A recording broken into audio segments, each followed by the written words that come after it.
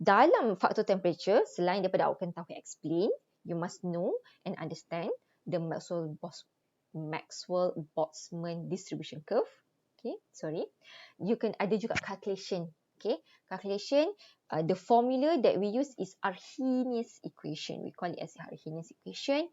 K equal to A exponent negative EA over RT. K familiar, dah jumpa masa awal-awal, rate constant.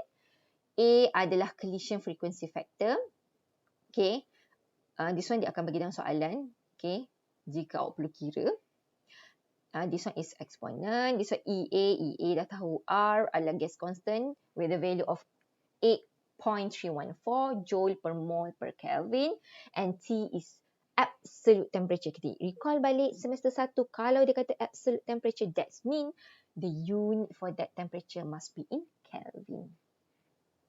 Okay, so dalam Arrhenius equation, it shows the relationship between rate constant and temperature. Okay, ini adalah relationship dia. Tapi yang selalu kita akan guna adalah linear graph.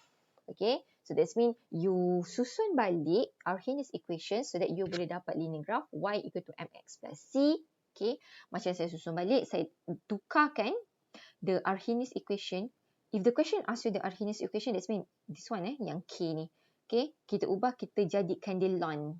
Okay, kita jadikan dia ln, tukar kepada ln.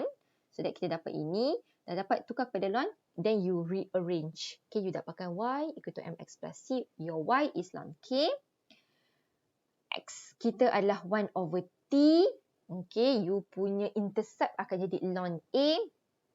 M, okay, your gradient is equal to negative EA over R. Okay, so ini bukan kali pertama lah awak nampak graf. Okay, dekat chapter 1. Okay, dan graf ni jugalah yang awak akan plot. Okay, menggunakan data eksperimen 1. So you can refer to this slide, you can refer to this Arrhenius equation to plot your data eksperimen 1. Okay, alright. So nanti macam ni lah you punya graf eksperimen 1 tu. Okay, saya tak ingat part berapa, but this is how the graph ln K against 1 over T will look like. You will get a linear with the negative slope. Okay, as you can see, negative slope. Okay, the slope is equal to the negative EA over R. Okay, dan sama juga macam dalam the previous graph, reaction order tu.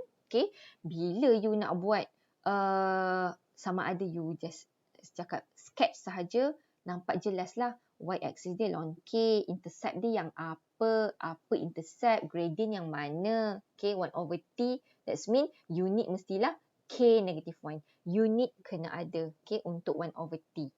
Okay, sebab boleh kira lah. Kalau ln, tak perlulah. Okay, itu adalah berdasarkan graph. Okay, dan berdasarkan calculation. So, if dalam calculation melibatkan Arrhenius equation, my suggestion, my advice is awak gunakan yang ini, yang kita dah ubah ni. Okay, untuk buat kira-kira. Tapi sebab kalau saya senang cuai jika saya gunakan like directly the original Arrhenius equation. Okay, saya akan gunakan ini untuk buat kira-kira saya. Okay, tapi kalau awak jenis yang tidak cuai, okay, so awak boleh just masukkan substitute the values here and then you just calculate your final answer. Okay, tapi kalau soalan minta Arrhenius equation, definitely this one is the Arrhenius equation, the original one.